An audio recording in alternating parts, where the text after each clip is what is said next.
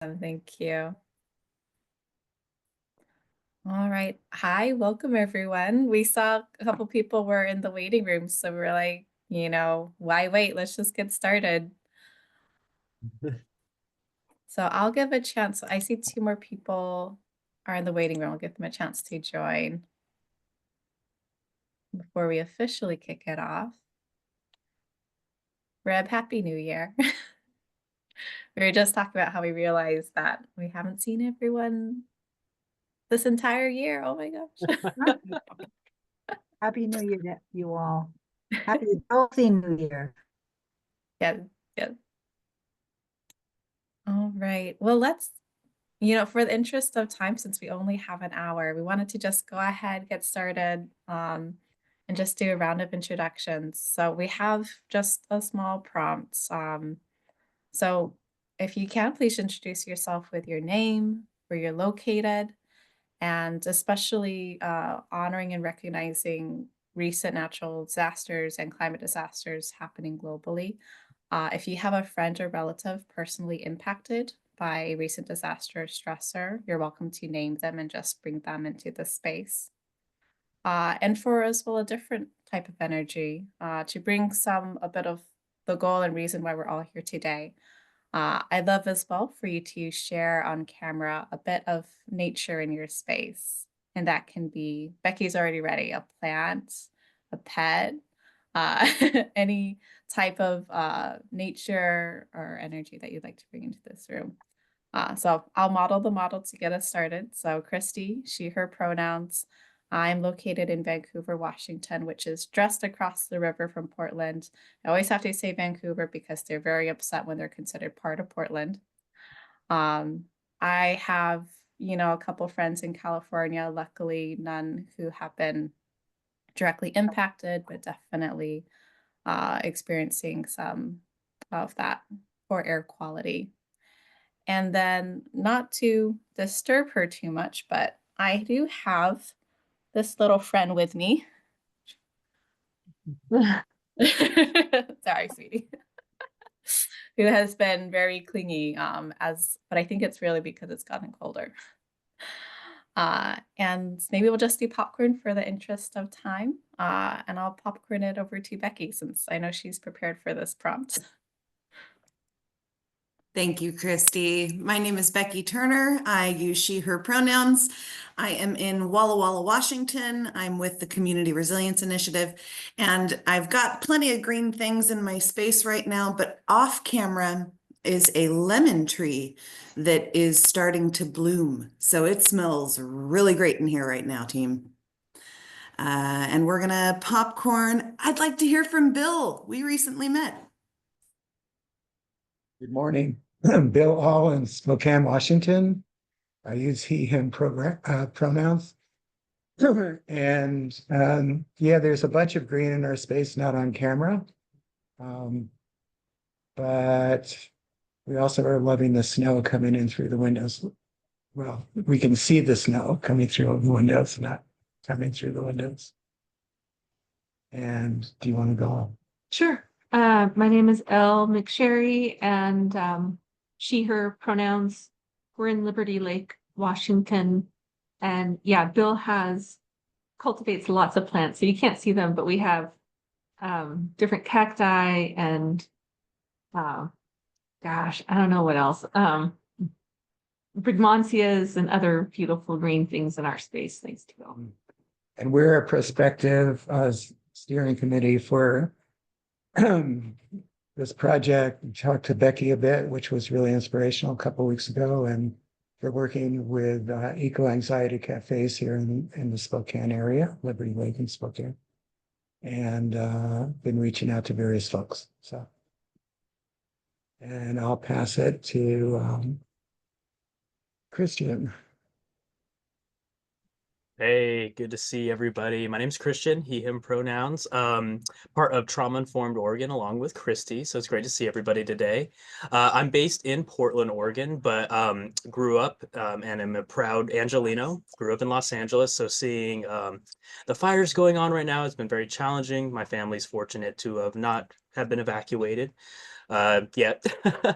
But just seeing all of the collaboration going on has been immensely encouraging. People coming in from Mexico, from all over the United States, from Canada, and working together to solve this problem. It's been great to see that. So, and great to see everybody here today too. So, yeah, let's go ahead and pass it over to Drew.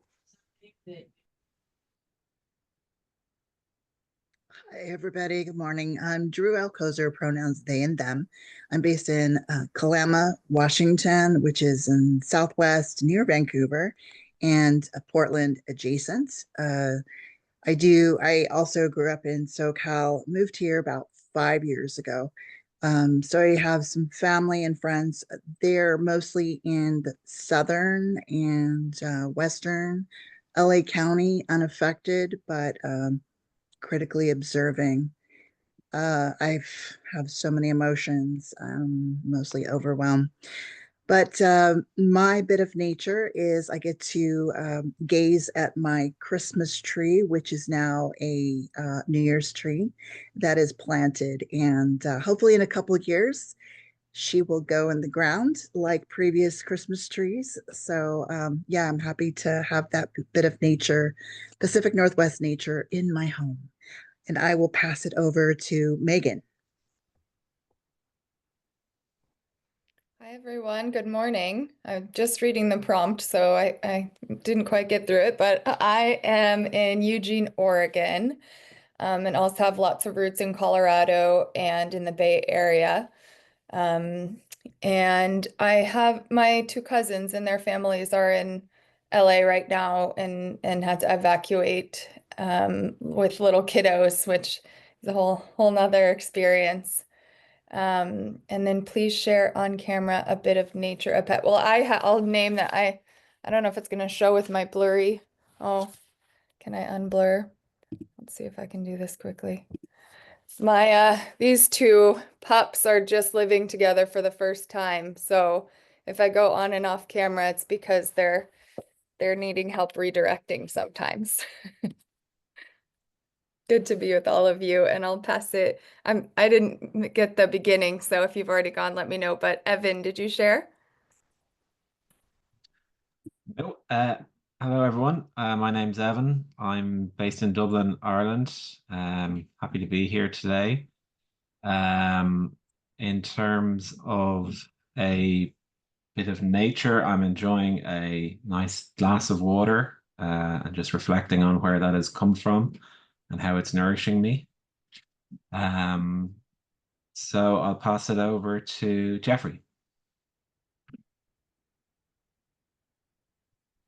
Thank you very much, everyone. And I'm Geoffrey Mulenga. I'm from Zambia. Zambia is based in the central part of Africa. This is one of the peacefulest country in the world. And that's where you find the Victoria Falls, named by the then Victoria Falls of England. It was named, of course, by David Livingstone. So I'm very great to be part of this family, and I intend to learn more as I also try to execute and contribute my expertise. I didn't even prepare my cup of, tea because we are almost about to go and sleep. Otherwise, thanks so much and ready to get from everyone else.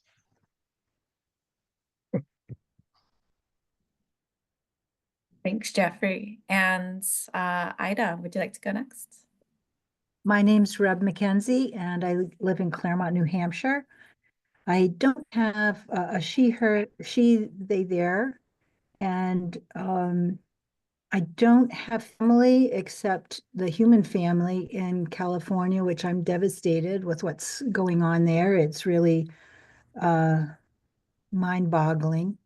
The images are horrific, and wishing everyone peace that is so needed right now.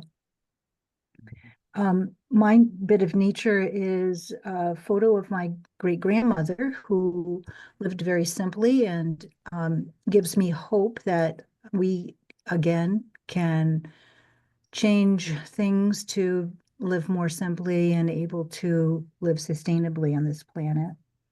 And one of the things that I'm doing as a preparing for the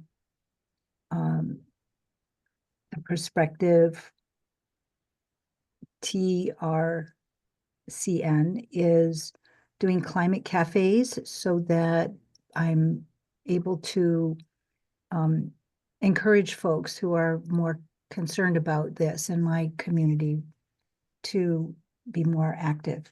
So thank you. And I'll pass it on to Sierra. Hi, everybody. My name's Sierra. I'm from Flint, Michigan. This is my first meeting, so I'm kind of getting my bearings here today on what this is all about, but I'm happy to be here with all of you. I've got tons and tons of snow behind me, and then I've got a sleepy puppy right to my side. So I'm happy to be here with all of you. And I'm sorry if I'm calling on somebody who's already gone. Kara?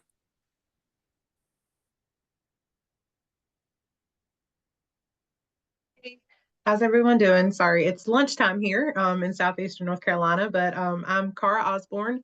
I am the Partnership Engagement Coordinator here at Smart Start, and my particular program is Resilient Bladen. We've been doing resilience work here since late 2020, so right in the pandemic era, and we found out about TRNCs just recently, and we really want to bring that in because we're in southeastern North Carolina. We get a lot of hurricanes, a lot of flooding here. So we really think it's beneficial to the community, and we're a Prospective at the moment. So we're hoping to build that up. Of course, always thoughts and prayers and a lot of love to our friends in California. I do have some friends that we do resilience work with out there, but I'm not sure if they're affected. It's been busy. And of course, over here on the East Coast, we had a lot of snow. The family back home in Virginia got some snow. I don't have any bits of nature here. I don't have any windows in my office, but all my plant babies are at home.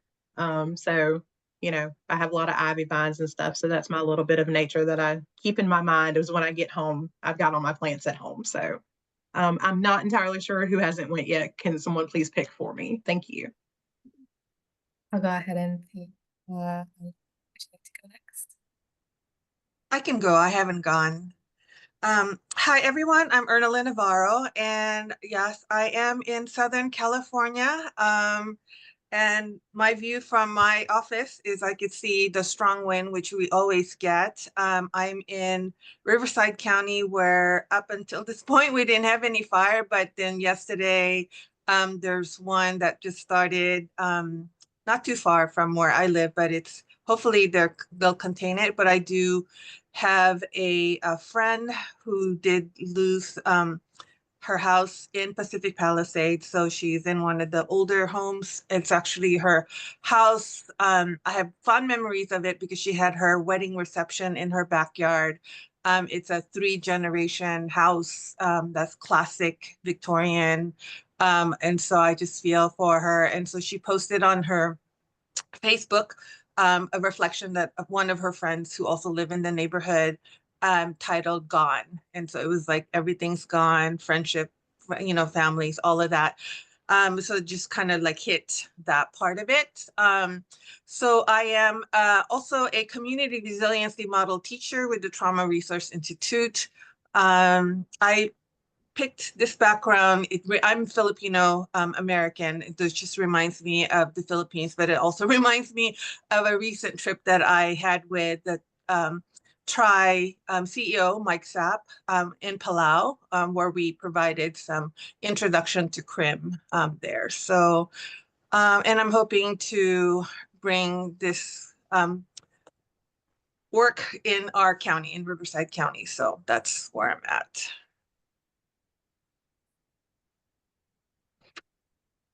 So good afternoon. My name is Ida Wright. I have not gone either. I'm located in Daytona Beach, Florida. And as I put in the chat, I have family members both in California and Texas, but they are doing well. So thanks for asking. My bit of nature is sunshine. It is beautiful here, even though it's cold. We very seldom get this cold. And some north part of Florida actually had a little snow. But the sunshine, nice cold weather, have too many complaints. Trust me, because just like South Carolina, we are gearing up for May and June, July, August for hurricane season.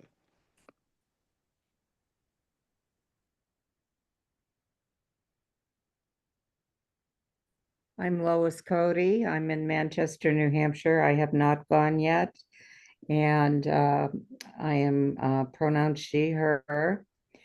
I am working, I'm almost 2 years now working as a volunteer with Reb McKenzie on her Transformational Resilience Project that will be a major approach to creating the resilient community networks.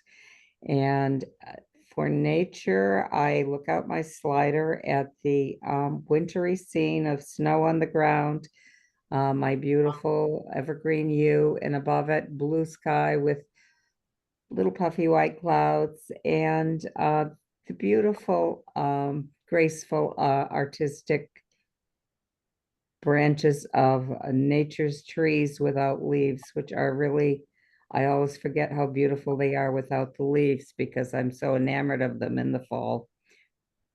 And I'm a volunteer as well on climate and environmental projects with the Manchester area NAACP Climate and Environmental EJ Committee. Awesome. Thank you, Louis. Can everyone hear me okay? I know my mic has been awesome. My mic has been going in and out. I know we have a couple people who haven't gone, but I also know we only have an hour and I want to also dedicate some time to the rest of our agenda. So if you haven't had a chance to introduce yourself, if you could put where you are located in chat, and as well as just showing on camera if you have a little bit of nature energy that you'd like to share. I would love to see that. And just also gratitude for those of you who maybe you are in a windowless room, but able to just like name and bring in a little bit of that energy as well. I appreciate. Yeah, Jesse has showed me earlier the money tree plant that, you know, I never would have known that was next to you this whole time. But I'll pass it over to you, Bob. Great, thank you, and welcome everybody. I see Beto's on the line and Chris. Gracias is joining us. So if you just share introduce yourself briefly in chat to those who didn't get a chance. We'll figure out a better way to do introductions so everybody gets a chance to talk next time. And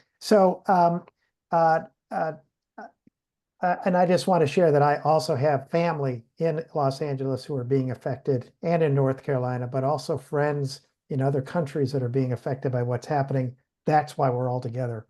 How do we begin to get out front of these issues? So what we're going to talk about today is to share the strategies and progress you're making in developing a wide and diverse steering committee or board of directors or leadership council, whatever you want to call it, to direct and to sort of give guidance to your efforts to build population level resilience in your community. So first, if you have some thoughts, what have you done so far? Well, what progress have you made? And what issues have you run up against trying to organize this, to identify people, et cetera? And I'll just pose a couple of questions and then we're just going to have a discussion. Have you been able to somehow find information, talk to people, whatever, that identified the different populations in your neighborhood or community, who they are, where they live, what they do, et cetera? And is there any way that you've found out who might represent those populations or work with them or represent them in some way that can be invited to join the steering committee? So has that kind of process occurred? After that, we're going to talk about discussion about your strategy and that you're developing your vision of success. But let's first start just by sharing how all of you are doing in sort of developing a wide and diverse steering committee, again, your own terms, whatever you want to call it, to sort of lead this effort. So I'm just going to let anybody who wants to speak up, just unmute yourself and speak up and offer something. How are you doing in organizing a group to lead the effort in your community or in your neighborhood to build resilience. So anybody who'd like to share what you're doing already, please do. Thank you. Thank you, Bob. I can go first. I'm sorry that you won't be able to put my camera on. I would love to. Next time, you will be able to see me. So I am I'm in Malawi. So Malawi is just next to where Geoffrey introduced himself from. Malawi is in the southern part of Africa. And the name is Chris. My name is Chris Chinkota. At the moment, we are within the rainy season, and this time around, it's around 20 hours, meaning to say that we will soon be getting to sleep. In terms of what I do as an individual, I'm a public health specialist, especially in the area of public health emergencies and disasters, meaning to say that climate health is a bit of what I do most of the times.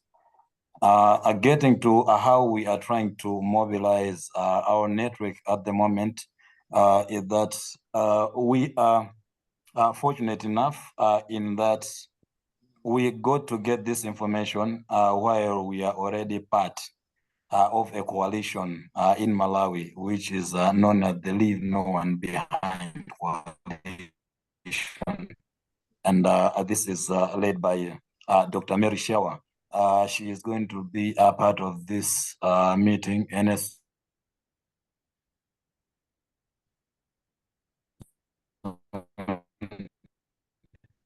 Chris, I think we lost you there a little bit.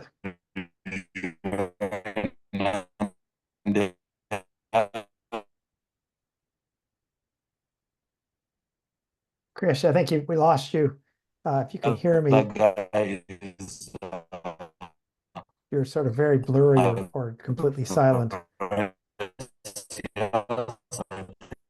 Thank you so gracious. Oh, we lost him completely. Hopefully Chris will get back on and we'll hear more from him. And he and I have communicated by email, but I hadn't actually met him yet. So great. While we're waiting for Chris to get back on, would somebody else like to share?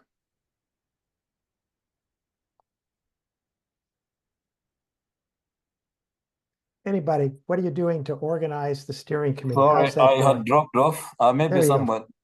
Yes, so I was just saying that we have the faith-based community. We also have the civil society. I'm in Chris. Okay, so quickly take over, Dr. Shaw. We have a few minutes. Over.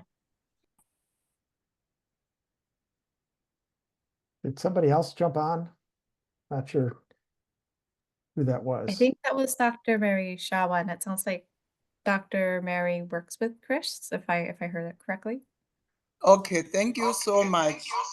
As it has been pointed out, we are a member of the Leave No One Coalition, which is a coalition of so many organizations that working on leaving no one behind as a fulfillment of the SDGs. And it's a network which is already ongoing. We have launched a number of activities. One of them is that we have signed an MOU with the National Statistics Office to develop guidelines for making citizen-generated data to be part of the national data set so that the voices of the marginalized and the vulnerable groups can be held and counted. And we can hold the duty bearers accountable, but at the same time, we can influence decision making with evidence. So the network is very vibrant.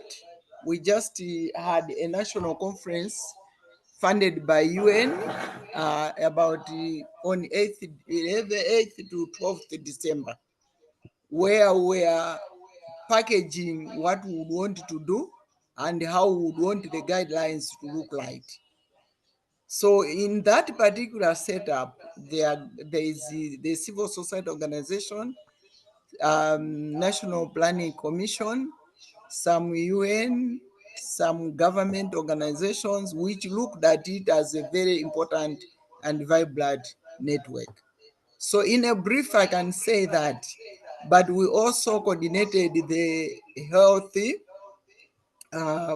communicable diseases conference just to focus on citizen generated data from the community public health perspective. Yeah, thank you.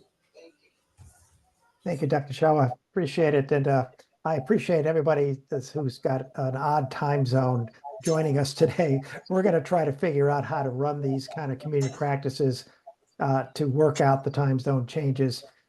So give us a month or two to figure that out. But I appreciate you sharing and being here, and all of the rest of you who are in these odd time zones and ready to go to sleep. So, thank you for all the work you're doing.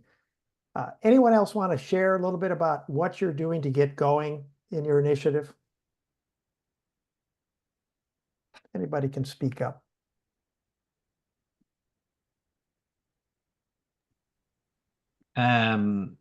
So I'm currently meeting, I've kind of been connected with lots of different organizations within my community, and I've met with a number of different people, and I suppose largely they are professionals working, like, so for example, youth, representing youth groups, education or community-based groups. And I suppose it's people are kind of very interested in the idea. So someone kind of linked me in with these through an introductory kind of email and sent on some information. And then I follow up with a meeting. And I guess my firstly, I find people kind of rarely will kind of look at the information I've sent. And so I'm kind of I'm meeting them and introducing the idea and trying to communicate it quite quickly and concisely, which is, challenging. I mean, I think it's difficult for them to take on, to kind of understand the concept fully.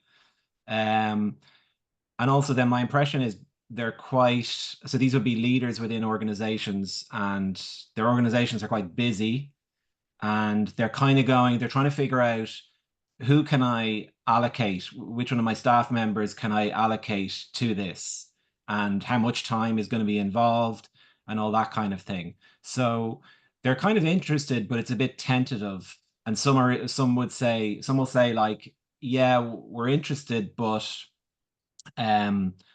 kind of we're not like kind of not fully committing to it. They're kind of let's see how this goes, but they kind of there was a sense of like not want to be getting kind of pulled into something that they can't get out of. That was my kind of sense of it. So it's just interesting. While I'm meeting people who are interested in it, I kind of haven't really met someone who has the kind of same passion for it that I have yet. So yeah, that's kind of what my experience has been so far. Thank you very much. I think your experience is very common. In fact, I think you just described what 99% of the people go through. That bringing people together to form these coalitions, these networks, is very new. In our societies, each organization's doing their own thing. They have their own funding, and they're all overwhelmed with the work they're already doing. So it's hard. So it just takes time.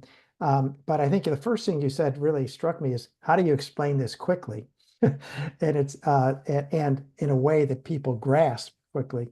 And so that's why we always talk about trying to develop an elevator speech, a 1 minute, 2-minute elevator speech, and practicing it with different people and getting feedback from them. I still don't get what you're talking about, or, oh, I get it, whatever, and just refining it a couple of times. to really do that. And then some of the groups that have done this for a long time, they realize their elevator speech changes, every 3, 6, 8 months, maybe a year. So just keep that in mind too. But, because what you're trying to do will change or might be modified as additional people get involved and offer different ideas, different populations to work with, et cetera. So that elevator speech is critical. And then trying to find a few people, just 3 or 4 people who get it and build your network from there outward might make the best strategy. It's, have coffee with a few or tea and, try to build that small network outward and then grow from there. So thank you for all the work you're doing. It's just, and I appreciate you sharing exactly what everybody else is going through, I'm sure. So other thoughts, and what about developing elevator speeches and reaching out? Anybody else having similar experiences and or have suggestions beyond what I just offered for how to deal with those issues?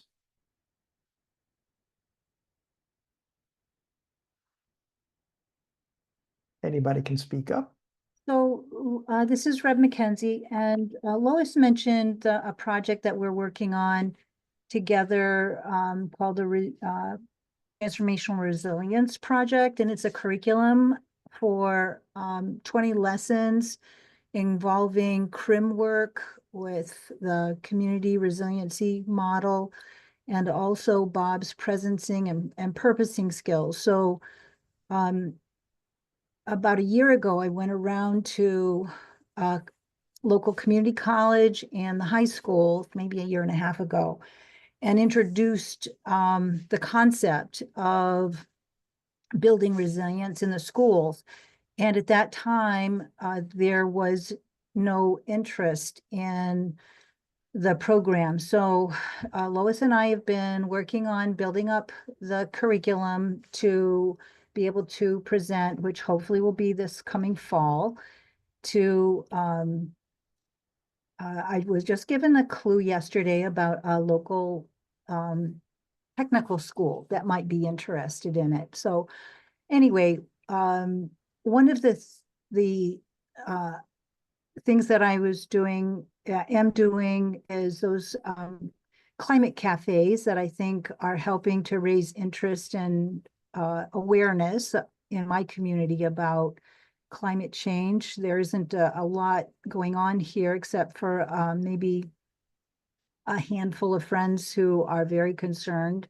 And so just getting the word out that there are people talking about this, I think, is really important. A few years ago, I started a book group to look at environmental issues that had to do with climate change, and those friends, that handful, are still doing a lot of good things in the area. So I think it's going to be, I think one of the things I'd like to talk about in this group at some point in time is developing that little, sideshow of what we're doing here and being able to present it to some of these entities that say they're not interested, but so just maybe a half-hour, 20-minute talk to the Rotary or to the Kiwanis Club or whatever group might be interested. I've also contacted 2 local churches, and they have advertised climate cafes in them, and we've done a couple in a church now. So anyway, I think all of those ways that we can talk up these ideas will help to bring more awareness and interest, especially, I mean, who can deny at this point, except maybe a client or 2 of mine as a psychotherapist, that there is something going on that is overwhelming many of us in the world. So anyway, that's what I have to share. Thank you. Thanks, Reb. So let's put this on the agenda as one possibility for the next session or the session after that, is to talk about how to develop a frame for discussing and sharing what you're working on, including an elevator speech, a longer talk to different groups. Maybe that's a good focus, exclusive focus for a session. But many of you might have already done that. So if anybody wants to share, again, how are you building awareness and support and interest in your initiative and developing a group that can work with you on it? Any other thoughts on that? Anybody else want to share? And I'm wondering, actually, Becky Turner, if you're there, can you share how that happened in Walla Walla, how that came about? Yes, thank you, Bob. Yeah, we've had several iterations of getting groups together to talk about difficult subjects, whether that's climate change or whether that's adverse childhood experiences. We're a nonprofit that works to really engage those various sectors.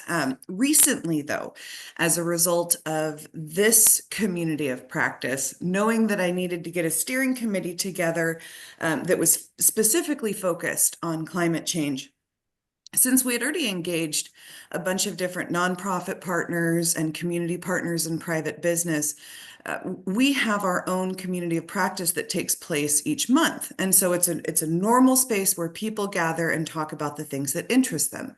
And so to connect it with this work, over the last month, I did a survey and asked the folks that participate in this community of practice, what subjects interest you?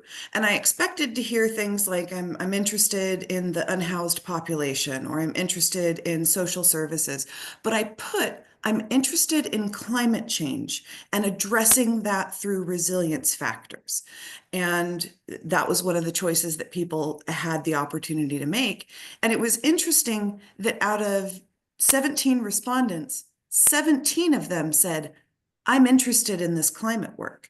That was huge. That was a revelatory moment for me. And so I was able, just in the last month, to connect with the 17 participants and say, hey, is this something that is important enough to you that we could form our own little subgroup, our own work group that does, in addition to community level resilience, what about a hyper focus on climate work? And they were interested. So in this month, January, we're going to get together and we're going to start talking about that stuff. So it's still in its very early stages, Bob, but I'm seeing some pretty significant movement. People are interested and they see this as the next bastion of work to do after community level resilience, ACEs, trauma type work. I don't know if that answered your question, but Yeah, but that's what was on my mind. That's helpful. Erilyn. Yes, thank you, Bob. So I am part of a cultural competency department with Riverside County Behavioral Health as a consultant and a liaison serving the Asian American Native Hawaiian community. And so I think one of the things that the subcommittee that I'm particularly oversee today actually is our meeting. And in May, which happens to be mental health awareness, we decided our focus is going to be on environment and mental health. And so because we know that often, like in these situations, the marginalized community are impacted the most. And so that's sort of the focus with the cultural competency on getting all of the different committees that oversee, serve the different communities, Black, Indigenous, and Hispanic, all of that, and being able to get all of them to attend this conference that we're planning in May. The other part, and I know this is one of those things, like it's glaring, like we see it in the news every day. So that sense of urgency is even more so that we can, I hate to say the word leverage, but in a way, this is sort of like, we can't deny it now. This is like happening in our neighborhood. We're all responding, donating, doing all of these. So now let's figure out a way to be more proactive rather than just reacting to all these disasters, because we know that we'll continue to have, this Santa Ana winds, we get it every year, but this is like the largest fire. And we have different parts of California that have had fires. We have earthquake. And so I think that sense of urgency, which in one of the models of change talks about being able to articulate that sense of urgency. So now we have that sense of urgency to really tell people we need to do more than just donate and react. So we really need to be proactive. And so I'm going to use that at our meeting today to really emphasize the focus that we already did commit to, that our topic for May is environment and mental health. And so that's kind of what our plan is. Thank you very much. I want to say one word there, and then I want to have Bill Williams say something. Bill, that what you just described is exactly what happens in disasters. People come together and help each other out. That's called the community honeymoon phase in the community, et cetera. That's pretty natural. But because of the climate emergency getting worse and worse and worse in rapid order, these kinds of things and different surprising disasters and stresses are going to continue. So these resilience networks are really aimed at trying to make that an ongoing process. You've already got those groups together that can help each other out and provide mutual aid. That's what it is, and that might help people understand that, rather than just reacting to the next disaster, trying to get groups together that are prepared for that and therefore can provide social support for each other, practical assistance, et cetera. So, Bill. Yeah, I appreciate what everybody's been saying. So here in Spokane, we're just, a couple months into this and reaching out to various folks in impacted communities. The one thing that I've noticed is when you talk about what can we do for you as opposed to can we get you to join us is really helpful. Like, how do we raise the awareness and the need to build capacity at the same time as knowing that people who are already over busy in their jobs and in their communities to sign into something else. So we're trying to figure out how to fit with what, as Becky was saying, with people's interests, right? And the awareness is growing that something's needed. So I just wanted to put that out. And one of the barriers that I'm seeing is public health as a concept is not as well received over in Eastern Washington and maybe around the country these days.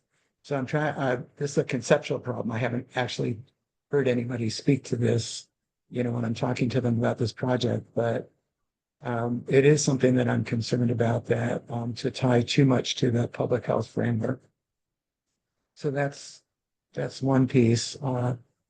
In our eco-anxiety cafes, the biggest part that's been great in the last one or two is giving people a chance to share what their interest is and find other people who have similar interests. So there was a parent of young kids and a school teacher who are both working on bringing resiliency to their schools, and now they're bonding together, for example. And so discovering where the common interest is as we're talking about the anxiety or the needs seems to be really helpful.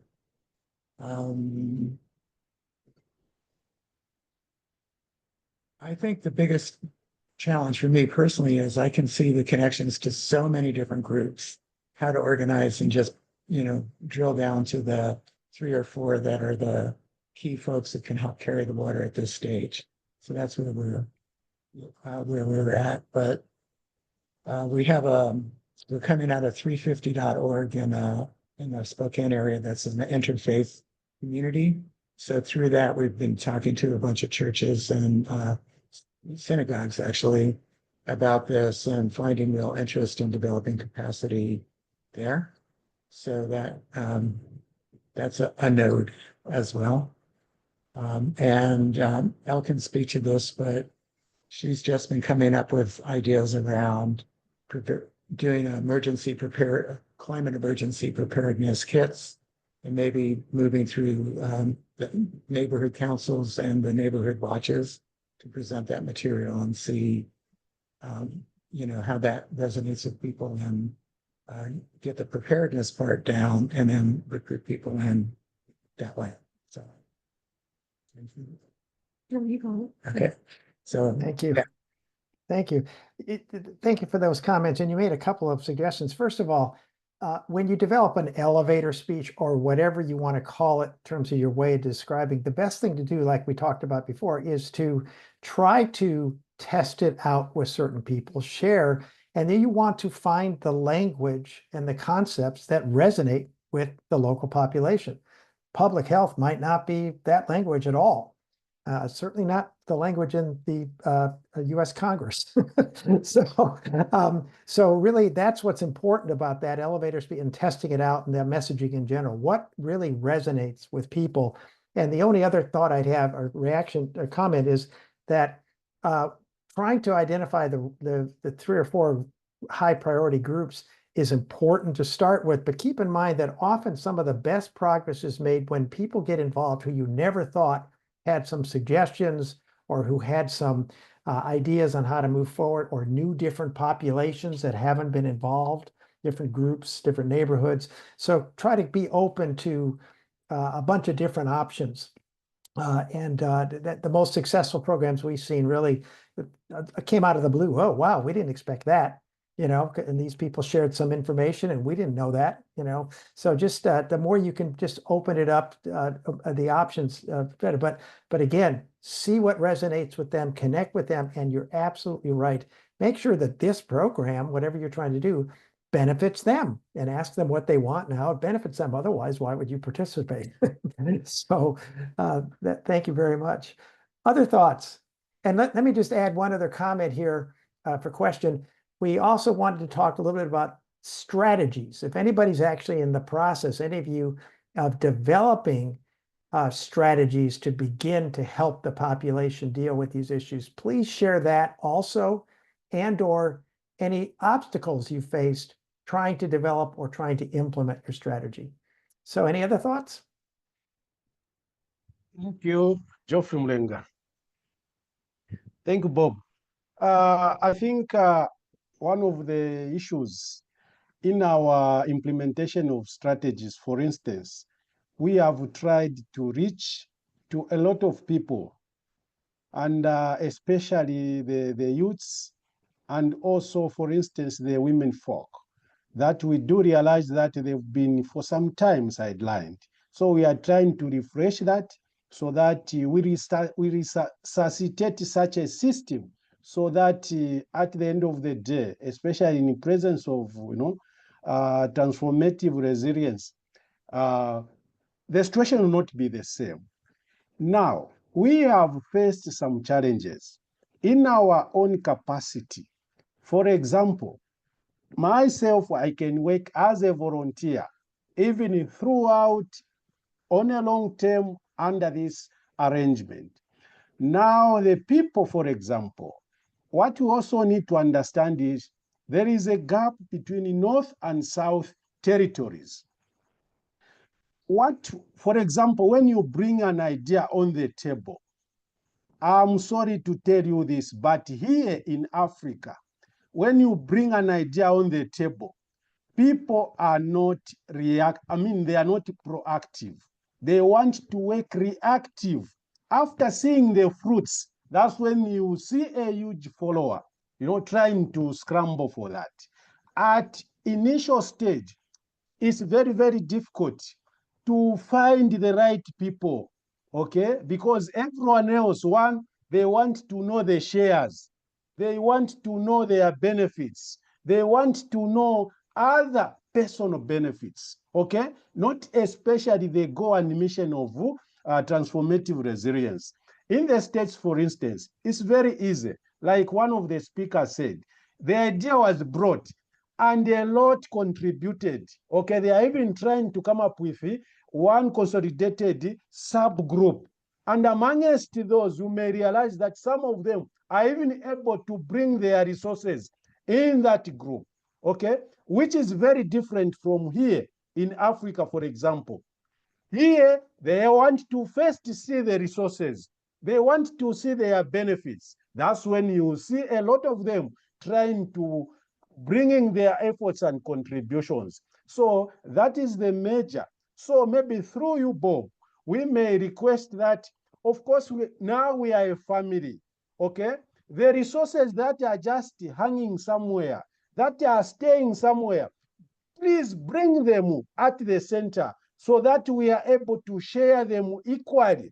As a transformative resilience family, we shall move in that way. Otherwise, on our own, we will fail. And yet, there are resources somewhere that seems which are more or less like dumped somewhere. In our case, that may be a strength to start a pace towards this implementation of our strategies. Thank you very much.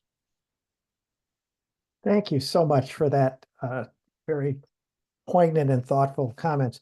We are trying, by the way, to find those resources and get them. The Race to Resilience initiative that we're part of is working on funding. It's mostly high-level funding and resources going to the governments. And I know we're very concerned that if the funding from different high-level areas go to federal government, national governments, it doesn't much hit the ground often. So we're trying to figure out how that, but we've identified, and I'll send that, actually we should send that to all of you. We've already identified 2 private foundations that are starting to fund these initiatives in Africa. And so we will share, but they're still, they've got all they want evidence-based approaches, et cetera, and that might not be appropriate yet. Takes a while to get to that. But I'll send those to you.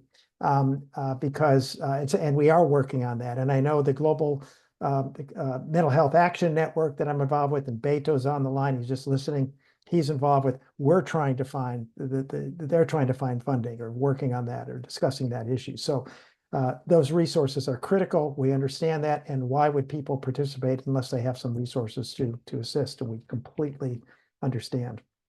So, and let's talk more about that. How can we all sort of begin to help with that? So appreciate that.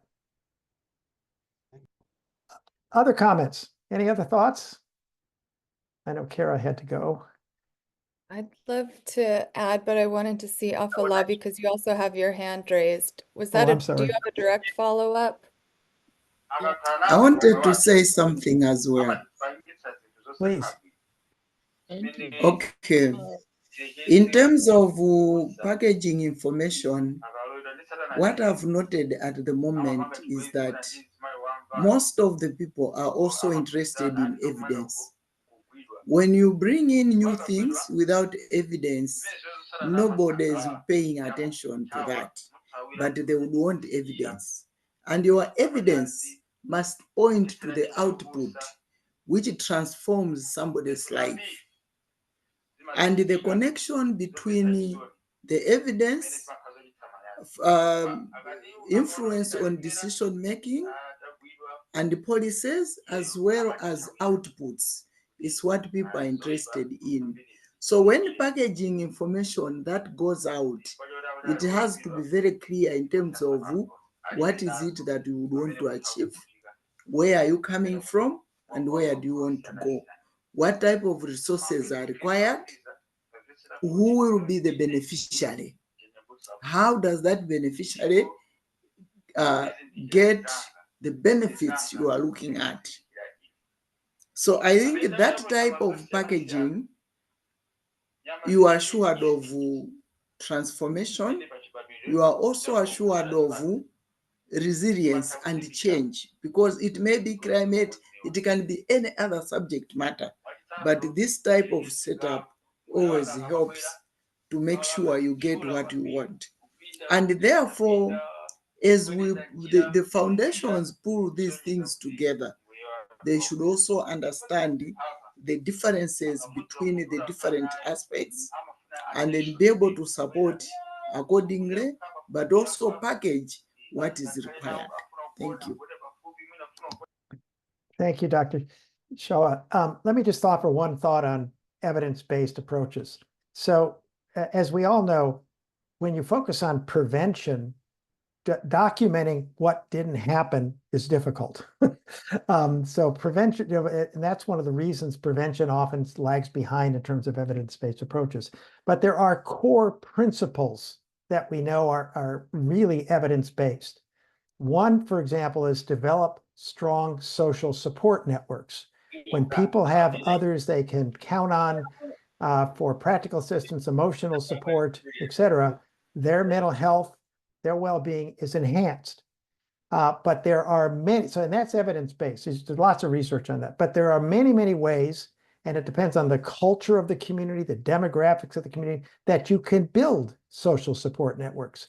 That's where the evidence base, so to speak, is lacking, and it has to do with each community has to do it in their own culturally appropriate ways.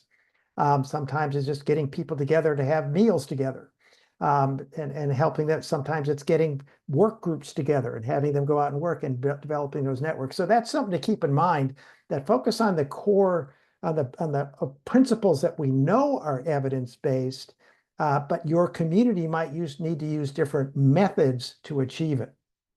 Very true. Very true, because I'm from also a public health background. I'm aware that what may happen in Malawi in terms of public health preventive programs may be of a problem that occurred elsewhere. So we can learn from what happened there and build on that to develop our own strategies to be able to address the problem. A good example has been COVID. We never had COVID in Malawi, but it came boom.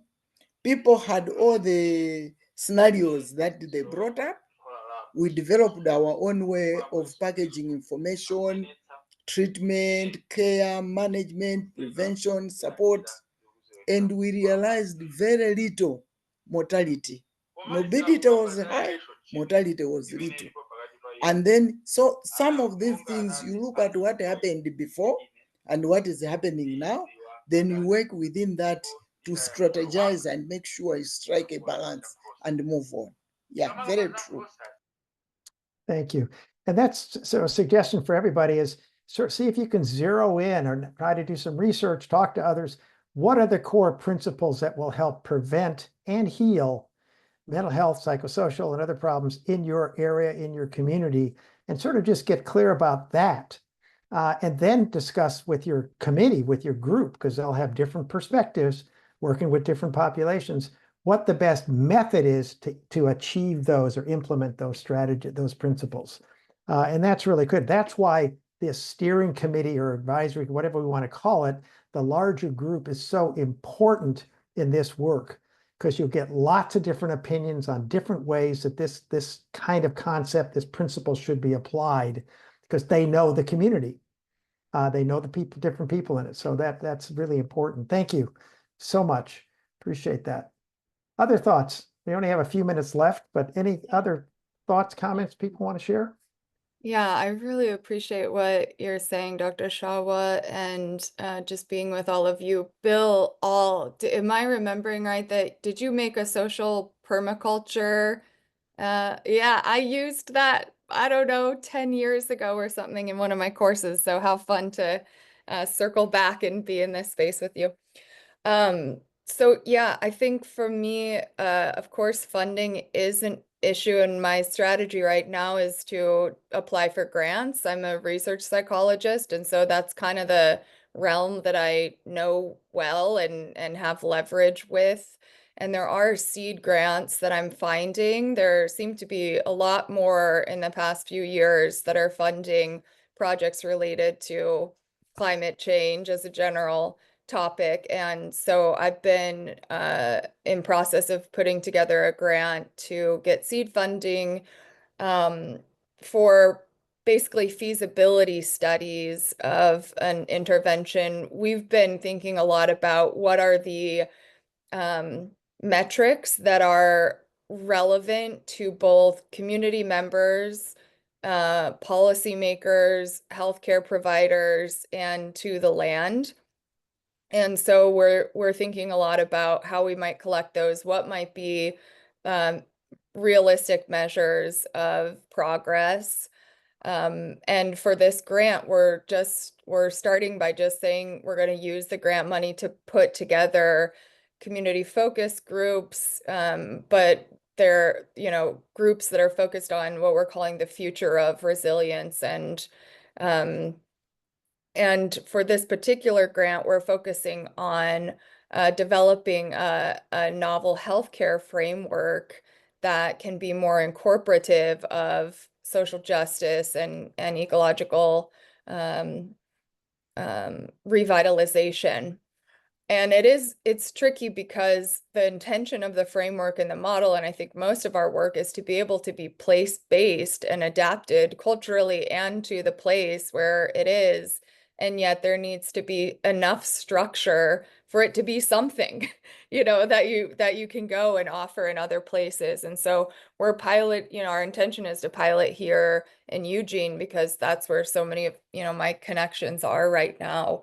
But then eventually to have a framework. And so we're proposing to measure things like HbA1c and CRP, which are biomarkers of kind of general immune health, as well as well-being and social cohesion. So it's a lot, and some of these things are actually quite difficult to measure in some ways. So it does feel like having funding is really, really relevant because time is, even for myself, if there isn't sort of funding to cover my FTE, it's very difficult for me to justify putting time towards it. And I want to be able to. So that's our current strategy.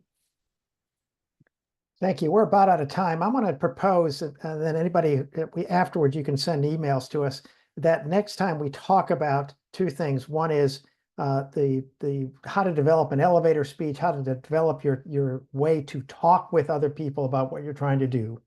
And second, funding strategies or resource development strategies. Those would be the two topics. So I hope that those two work for you.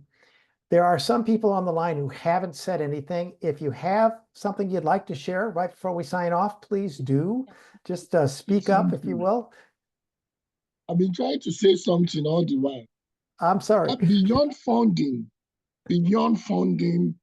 beyond evidence base, it is important for us to try and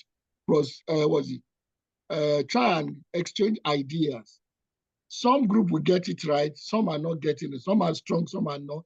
If we can kind of develop a system in which we can cross-fertilize ideas, exchange ideas, so that the strong one group can help the less strong one to come up, and at the end of the day, we'll all be up together as a strong unit, so that things can move the way it is.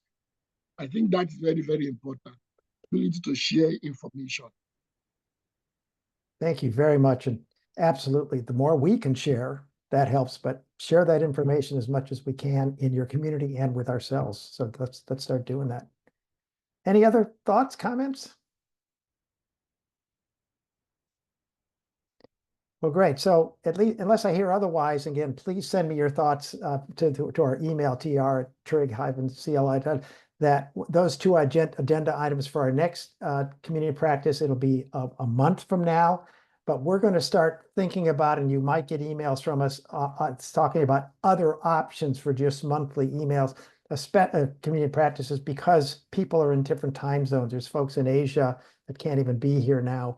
So give us a while to figure that out, and we might do 2 or 3 different versions of this at different times. But we will work on that. And with that, unless there's any other comments for the good of the order, we wish you all the best and look forward to getting more information from us pretty soon about next steps. Thank you all. Take care, everybody. Stay well, stay healthy. Take care. Thank you. Bye-bye. Bye-bye. Bye-bye, bye-bye, bye-bye.